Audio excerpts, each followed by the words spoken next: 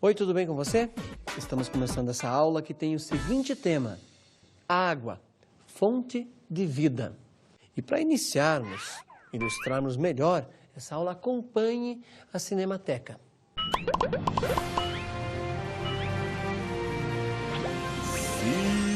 Cinemateca.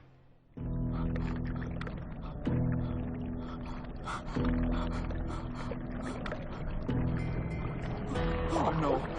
Não. Foi embora. Foi embora. Foi embora. Não, não pode ter ido embora. Não. Nemo. Nemo, não. Nemo. Não. Nemo. Nemo. Não. Não, por favor, não. Gostou desse trecho do filme? Se tiver a chance, assista o inteiro. É claro, se você já não viu várias vezes, mas percebeu a imensidão do oceano? Exatamente isso, o oceano é muito importante para nós e é sobre ele que nós vamos estudar agora. Planeta Água. Por que nós levantamos essa questão Terra, Planeta, Água? Exatamente por causa disso. Observe, visualmente nós já conseguimos notar que a maior parte do nosso planeta está coberta por água na sua superfície. A comparação é exatamente essa que você vai ver agora. De toda a superfície do planeta Terra, se nós fôssemos retirar e encher 10 copos, nós iríamos conseguir encher 7 copos com água e apenas 3 com terra da sua superfície. É importante estar registrado isso. Mas vou reforçar mais uma vez, olhe que a nossa superfície tem muito mais água, principalmente neste lado, do que terra. Neste outro ponto, a terra é mais visível, mas volta depois a ser água. De que maneira que essa água está em nosso planeta? É muito importante você marcar isto agora. Veja, nós temos a água em estado líquido, em estado sólido e também em estado gasoso. Vamos analisar cada um desses estados agora, então? Primeiramente, os oceanos ou os mares, perfeito? Olha, vamos para o maior de todos. Aqui está o Oceano Pacífico, onde concentra grande parte da água salgada de nosso planeta. Girando um pouquinho, vamos aqui olhar o Oceano Índico, outro oceano que concentra uma grande quantidade de água. E o que é comum para nós aqui no Brasil, o Oceano Atlântico, também outra quantidade grande de água. Aí você vai me dizer o seguinte, mas não é um oceano só? Perfeitamente. Esses nomes, Pacífico, Atlântico, Índico, são invenções, são convenções do ser humano. Perfeito? Então, a maior parte das águas são salgadas, estão nos oceanos e nos mares. Um exemplo é o Mar Cáspio. Na realidade, ele é um lago, mas por ser salgado e ser muito grande, foi dado a ele o nome de Mar Cáspio. Vamos ver agora sobre a questão das águas sólidas, das águas congeladas. Onde está isso? No Polo Norte e no Polo Sul, a maior quantidade delas. No Polo Norte, nós temos a água sobre o oceano. É uma camada de gelo que está flutuando no Oceano Glacial Ártico. Perfeito? Já no Polo Sul, esse gelo está sobre o continente. É uma camada de gelo que está sobre a Terra. Em alguns lugares ela tem mais de 3 quilômetros de altura. Imaginou uma montanha de gelo dessa altura? Aonde mais que nós temos água em estado sólido? Veja, aonde tem grandes montanhas na costa oeste dos Estados Unidos, também encontram-se as montanhas com neves eternas. O mesmo vai acontecer no Chile, também em algumas partes da Europa, tem as neves eternas. Na China, principalmente onde tem o Himalaia, as montanhas mais altas do mundo como o Everest. Agora, vamos a mais uma forma da água que nós não tínhamos comentado antes, que é a água em estado gasoso.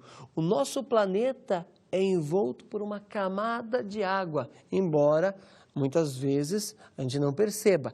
Mas as nuvens que são as maiores representantes da água em estado gasoso. Como assim? Veja esse exemplo, antes de nós continuarmos sobre as nuvens. Veja esse exemplo de uma chaleira onde a água está fervendo. Percebeu? O que aconteceu com essa água durante a sua fervura? Ela foi para a atmosfera e ela vai ficar ao redor do nosso planeta. É claro que, em um determinado momento, essa água vai voltar em forma de chuva e vai abastecer os rios, os lagos. Veja, nós temos dois tipos de lagos. É aquele lago que se formou com a ação da natureza e aquele que o ser humano inventou. Um exemplo de lago que o ser humano inventou está no rio Paranapanema. Esse rio que divide dois estados, São Paulo e Paraná, tem uma quantidade enorme de lagos artificiais, mas observe este na imagem. O ser humano inventou este lago. Agora observe esse desenho. Primeiro, identifique os elementos que existem nele. Temos o sol, temos nuvens. Percebeu que temos vindo do alto da montanha um rio, ok? Notou também que tem água infiltrando no solo, tá certo? Tem árvores. Agora vamos ver o que está acontecendo. O sol está aquecendo a água que estava no solo. Essa água foi aquecida, começou a evaporar. Essa água que evaporou vai subindo até chegar na alta atmosfera. Lá em cima ela vai fazer o quê? Formar as nuvens. Formando as nuvens, ela vai voltar para a terra em forma de chuva. Por que isso? Porque a quantidade de gotículas de água que se formou era tão grande que ela ficou pesada novamente e acaba caindo, voltando ou se precipitando em forma de chuva. Perceba que essa chuva começa novamente a alimentar o rio. Vai correndo sobre a terra, se tiver um lago, ela vai aumentar o lago. E a partir disso, começa novamente o ciclo. O sol vai aquecer e novamente ela vai evaporar, vai chegar na nuvem e vai voltar em forma de chuva. Este é o ciclo da água. Perceba que isso acontece todos os dias, é um fato muito comum e todo momento está acontecendo. Tente perceber isso no seu dia a dia. Agora acompanhe o Camaleão, ele tem uma ótima dica para nós.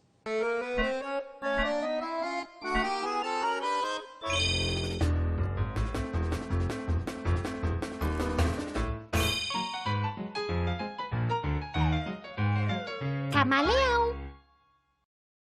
Olá, no momento eu sou um biólogo. Biólogo, aquele que estuda os seres vivos. A água é uma das coisas mais importantes do planeta Terra, extremamente necessária para os seres vivos. Ela é um dos principais constituintes do corpo humano, fazendo cerca de 70% a 75% de nossa constituição, dependendo, é claro, de pessoa para pessoa. A água ajuda a manter o organismo saudável e o bom funcionamento das nossas funções vitais. Por isso, não desperdice água. Lembre-se que você estará desperdiçando algo realmente importante. Veja, isso é verdade. Da mesma forma que o planeta, na sua superfície, tem muito mais água, o nosso corpo também tem uma grande quantidade de água. Este é mais um motivo para nós cuidarmos desse líquido tão precioso. Água nossa de cada dia. Aqui eu quero que você preste atenção numa coisa muito importante que eu vou dizer agora. Veja, as cidades nasceram à margem de rios ou de lagos. E aquelas que não tinham, foi necessário construir. Um exemplo é a nossa capital, a capital do Brasil. Como o rio Paranoá é muito pequeno, o que foi necessário?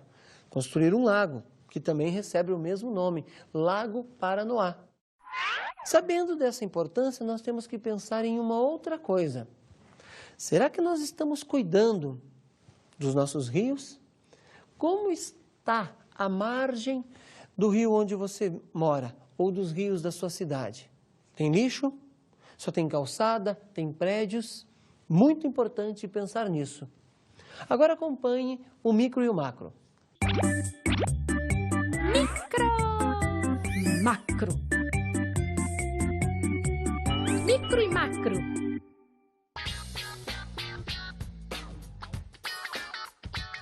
Ah, que delícia. O quê? A água. Nada como uma aguinha bem fresquinha. Ah, e você sabe como é que a água vem até nós? Claro, né, Macro? Vem dos rios, da chuva. Sim, mas ela tem de passar primeiro por um tratamento. Ela não vem diretamente do rio. De um tratamento? Como assim? Por que você não me acompanha? Eu estou indo fazer uma filmagem numa estação de tratamento de água. Para um documentário. E esse documentário é sobre o quê? Sobre tratamento de água. Então você me avisa quando esse documentário estiver pronto. Deixa de ser preguiçoso, Micro. Pega as tuas coisas aí, me ajuda, vamos. Ai, preguiçoso.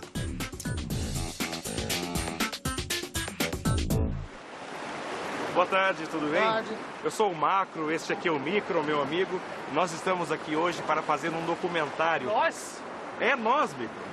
Um documentário sobre tratamento de água. O senhor poderia falar um pouquinho pra gente sobre como que funciona o tratamento de água aqui? Capricha no microfone, Micro.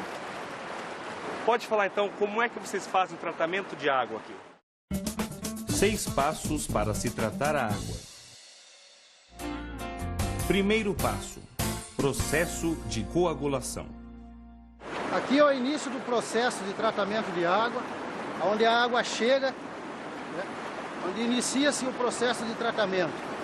Vocês estão observando ali na frente, naquela canaleta branca, é a adição do sulfato de alumínio, o produto que a gente chama de coagulante. Esse produto ele vai agregar as partículas, tornando as partículas maiores, que sejam mais fáceis de ser removidas através do processo de sedimentação e filtração. Segundo passo: processo de floculação. O processo de floculação consiste no quê? Consiste em você agregar as partículas que são muito pequenas, você vai agregar essas partículas e tornar essas partículas mais pesadas, que elas possam ser retiradas no processo de decantação e de filtração. A gente já pode ver a formação dos flocos. Terceiro passo: processo de decantação. A água entra pelo fundo do tanque e ela, onde os flocos ficam retidos, e através dessas canaletas a água limpa ela é coletada e passa para a nova fase do processo, que é a fase de filtração. Quarto passo: processo de filtração. Esse filtro nosso aqui, ele é um filtro de camada dupla, onde tem uma camada de carvão antracito e uma camada de areia. Modelo do filtro. Aqui nós temos o modelo do filtro. Esse modelo serve para você ter uma noção de como são distribuídas as camadas no filtro. A primeira camada é uma camada de carvão antracito, a segunda camada é uma camada de areia, o restante é chamado de camada suporte, que é apenas, como o próprio nome está dizendo, é para suportar essa camada, a camada filtrante, a de areia e de carvão. Quinto passo: polimento final. Esse ponto aqui é a canaleta de água filtrada, ou seja, é a água que passou pelo processo de filtração e que entrou nessa canaleta. Desse ponto aqui até o reservatório de distribuição, ela vai receber o polimento final que a gente chama. Ou seja, entra aí a adição do cloro, do flúor e entra a aplicação do ortopolifosfato. E para que serve o cloro, o flúor, o ortopolifosfato? O cloro é usado para matar as bactérias e organismos existentes na água. O flúor contribui para a prevenção de cáries e é uma determinação da Organização Mundial de Saúde. O ortopolifosfato serve para manter a transparência da água. Sexto passo: reservatório de distribuição. No reservatório de distribuição, lá existe um conjunto de motobombas, onde encaminha essa água, ou vai transportar essa água para outros reservatórios, e desses reservatórios vão chegar daí até as residências.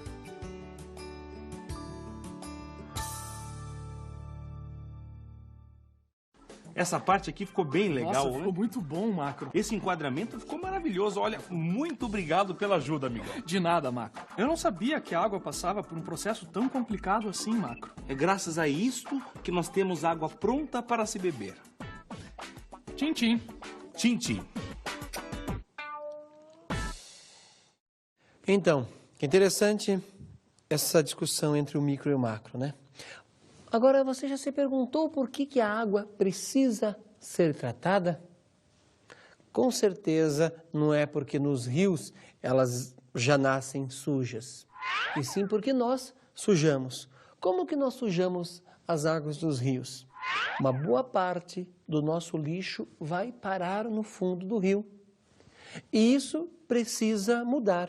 Você, eu, cada um de nós precisamos tomar atitudes para que os rios não fiquem mais poluídos, como no exemplo do Rio Iguaçu, que passa por Curitiba. Quando ele entra na cidade e passa por toda a área urbana, do outro lado ele se torna um dos rios mais poluídos do Brasil, porque ao entrar na área urbana, ele vai receber dejetos que as pessoas ali vão jogando. E tem de tudo, pessoal, exatamente de tudo.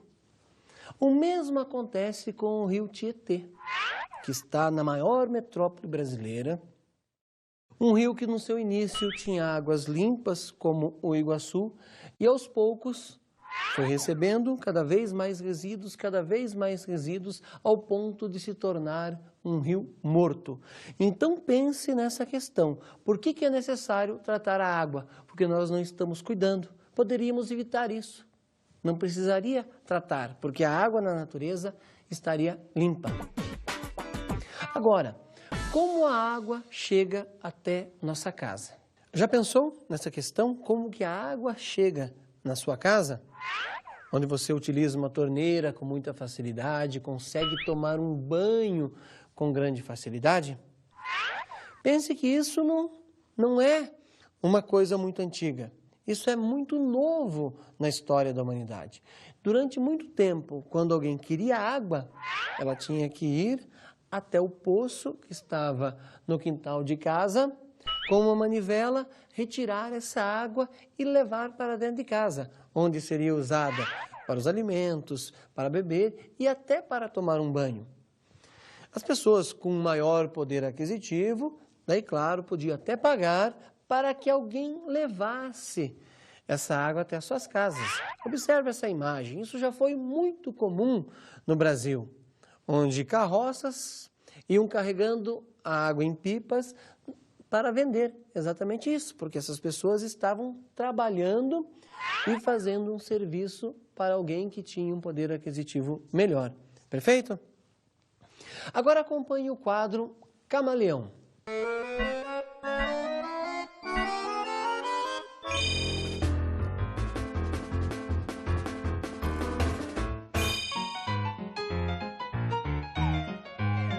Camaleão.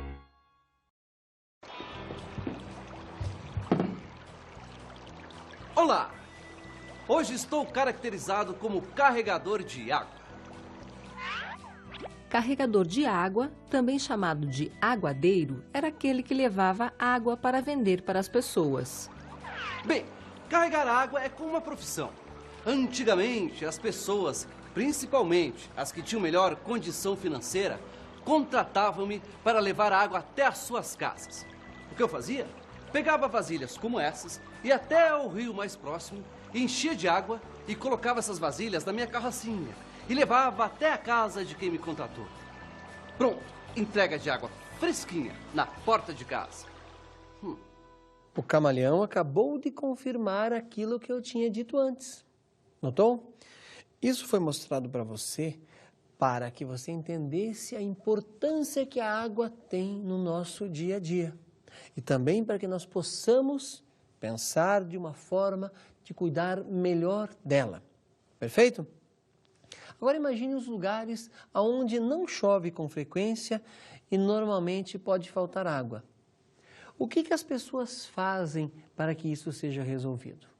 Uma solução é a construção de cisternas para captar a água dessa chuva, armazenar essa água por um longo tempo que não venha a chover. A cisterna, então, é um lugar para que essa água seja guardada. Acompanhe melhor isso no quadro Curiosidades Geográficas.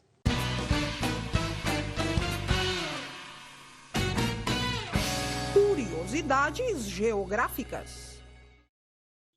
Oi, tudo bem com você? Sabe sobre o que aprendi hoje na escola? Sobre cisternas. Você sabe o que é isso? Cisternas são construções que servem para captar e armazenar a água da chuva. Elas podem ser recolhidas das calhas, que escorrem a água para dentro da cisterna. As primeiras águas da chuva servem para limpar as impurezas do caminho que a água irá percorrer. Por isso, deve ser jogada fora. O restante da água pode ser usado para lavar louça, lavar garagem e calçada, jardinagem.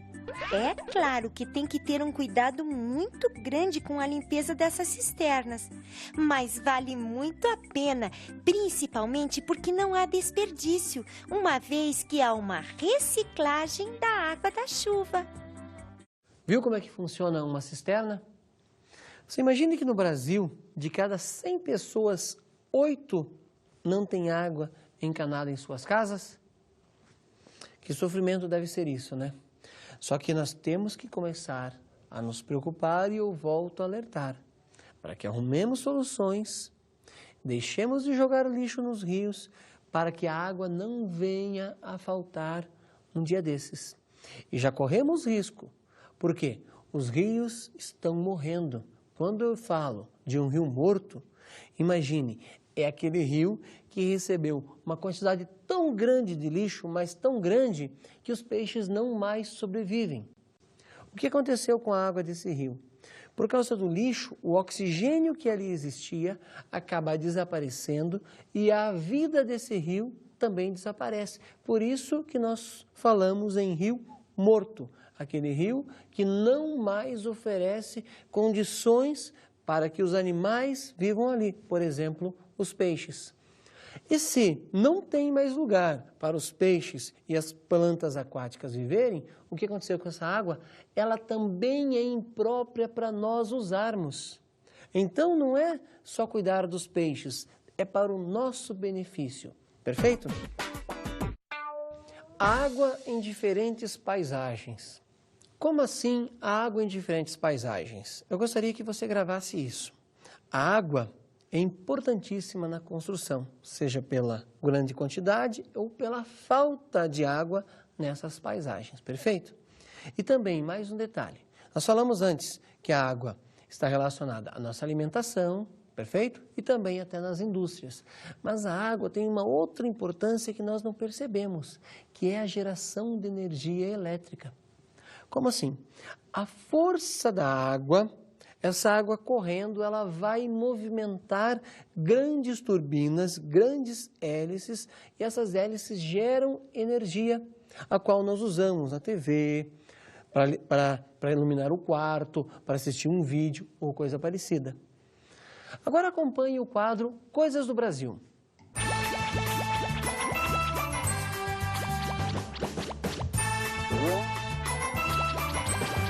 Coisas do Brasil.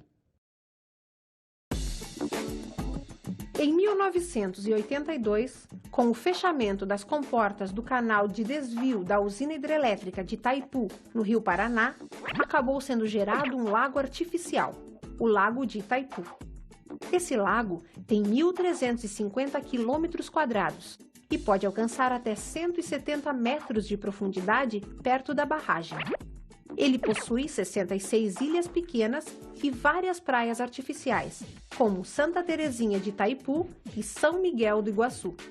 Por causa disso, há também vários locais de lazer, como clubes, parques e restaurantes. O Lago de Itaipu não apenas mudou a geografia do local, como também sua economia. Este quadro, Coisas do Brasil, nos mostrou como foi alterada a paisagem ao redor do Lago de Itaipu. Notou que, na imagem, antes de existir o lago, tinha apenas um canal por onde este rio seguia? Quando foi represado, surgiu um enorme lago e este lago mudou a paisagem do lugar. E até a economia, porque muitas pessoas vivem em função desse lago. E para que nós saibamos cada vez mais da água e possamos cuidar dela, é interessante que nós possamos entender como que funciona o ciclo da água. Essa imagem é um pouquinho diferente da anterior, mas o funcionamento é muito parecido. Nesse caso aqui nós temos o oceano, na outra não tinha o oceano. Mas analise os elementos que existem na paisagem, perfeito?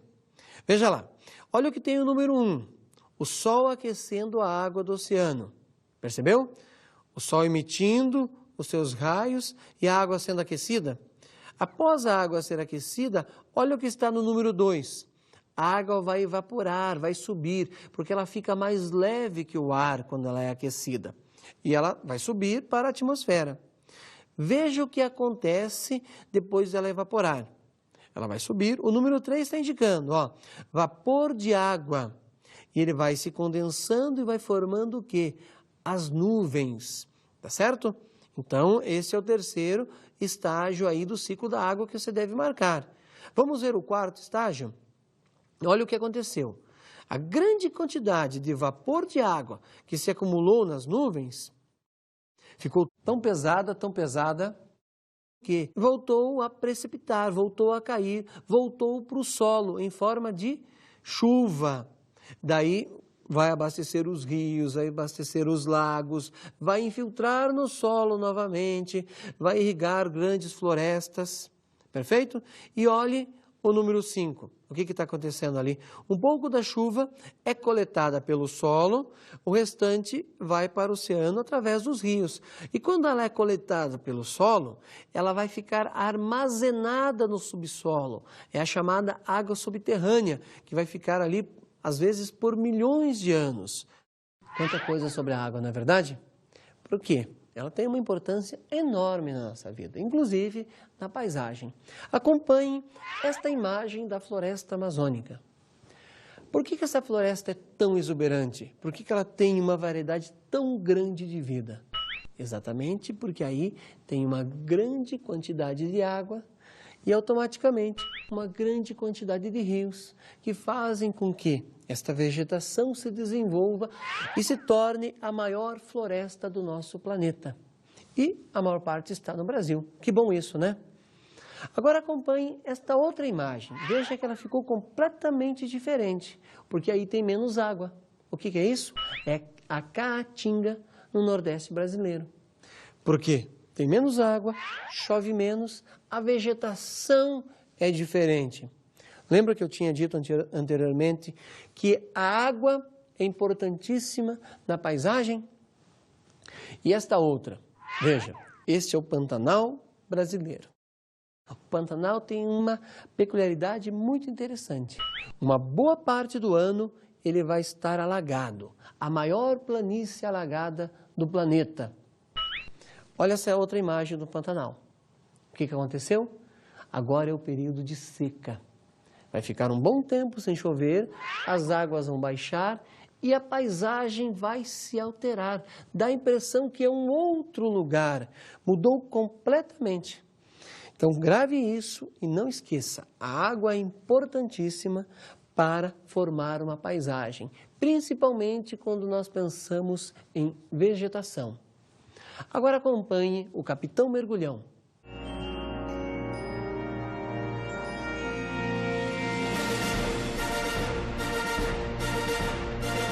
Capitão Mergulhão. Yoho, marinheiro! Como você está? Tenho um novo tesouro para encontrar. De acordo com o meu mapa, ele está enterrado aqui, no Pantanal. O problema é que não temos muito tempo. Ele foi enterrado numa área seca, mas que nos períodos de chuva fica completamente alagada. Aliás, caso você não saiba, por isso do nome Pantanal. Na época de seca, você pode não entender o porquê desse nome, mas na época da chuva, o Pantanal fica inundado por quase metade do ano, dando a ele a aparência de um imenso pântano. Por isso, nesse período, ele é considerado a maior planície inundada do mundo. Por isso a correria vai começar em breve esse período. E se começar a chover, só poderei desenterrar esse tesouro daqui a muito tempo. Ficará tudo alagado e as estradas ficarão intransitáveis. O transporte ou será no lombo de animais ou em barcos. Se bem que com barcos eu sei lidar muito bem, modéstia à parte. Não. Tenho que procurar esse tesouro já.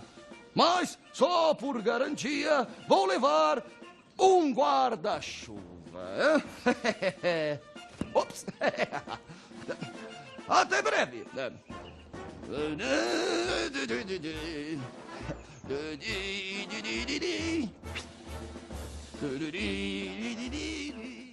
Que o Capitão Mergulhão está passando, né? E é interessante o que ele disse, tá? O Pantanal, embora tenha esse nome, não é um pântano. Ele apenas fica alagado um longo período. Por isso a sua pressa de conseguir logo esse tesouro. Perfeito? Ele não é um pântano, apenas fica alagado um período do ano. Nós também falamos até agora sobre a chuva. Foi o que mais nós citamos em termos de precipitação. Perfeito? Mas não é só isso. O nosso país é imenso. O Brasil é o 5º maior país do planeta. E tem lugares bastante quentes e tem lugares onde tem até neve. Onde acontece isso? No Rio Grande do Sul, em Santa Catarina e até no Paraná, acontece sim de ter neve. É importante que você registre. A neve é uma precipitação. Tem outro tipo de precipitação, além da chuva e da neve? Sim, o granizo. O granizo é um tipo de precipitação. Como que acontece isso? As gotículas de água que estão na nuvem, o que vai acontecer com elas? Vão se congelar e quando elas estão voltando para a terra, não dá tempo delas derreterem no meio do caminho e elas chegam até a superfície em forma de gelo. Em alguns momentos vão ser pedras muito grandes que podem causar danos na área urbana e também na área rural. Por que não na área rural? Imaginou esse granizo batendo nas frutas de uma grande plantação. Ele vai causar, sim, um prejuízo para a lavoura. E na área urbana pode causar danos, tanto nos automóveis como nas casas, quebrando telhas, por exemplo. E é claro que você não pode estar na rua neste momento. Perfeito? Mais um detalhe que eu quero falar para você. Pensa uma coisa comigo. Olha, nós sabemos desses fenômenos meteorológicos, conhecemos esses fenômenos meteorológicos, mas não podemos modificá-los de jeito nenhum. É impossível eu parar a chuva ou simplesmente provocar uma chuva do nada. É praticamente impossível isso no atual estágio tecnológico que a humanidade vive. Mas uma coisa é possível sim, a previsão do tempo. Cada vez mais o ser humano vem acertando na previsão. Se você fizer uma comparação, pegue o jornal do dia e veja qual é a previsão. E compare para ver se isso aconteceu.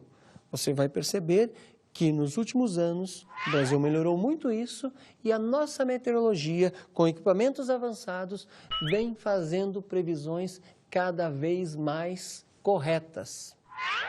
Agora acompanhe o quadro Você Conhece? Você conhece? Você conhece? Você conhece? Você conhece?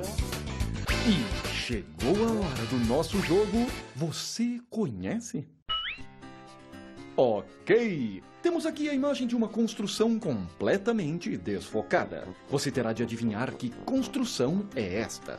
Para isso, darei 3 dicas e a cada dica a imagem vai ficando menos desfocada. Para cada dica darei 5 segundinhos para você pensar. No final, a imagem ficará nítida e descobriremos que construção é esta. Preparado? Então, vamos lá! A primeira dica é: serve para captar água.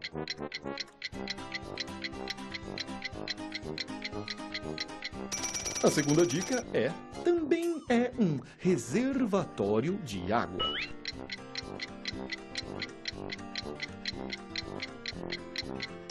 A terceira dica é: essa construção capta água da chuva.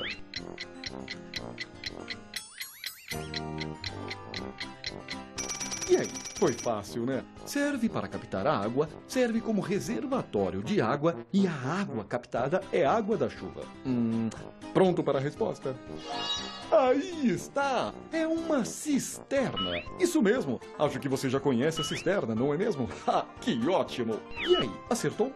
Se não acertou, não fique triste. E se acertou, parabéns! E aqui encerra o nosso jogo. Você conhece? E você acertou que era uma cisterna na imagem anterior?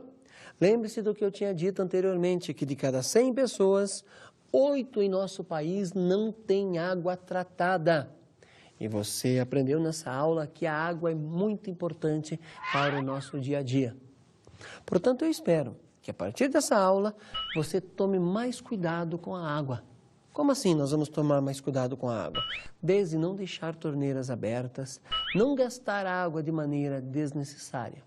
Desta forma, estaremos cuidando deste mineral que é tão precioso para o nosso dia a dia. Dessa forma, encerramos essa aula.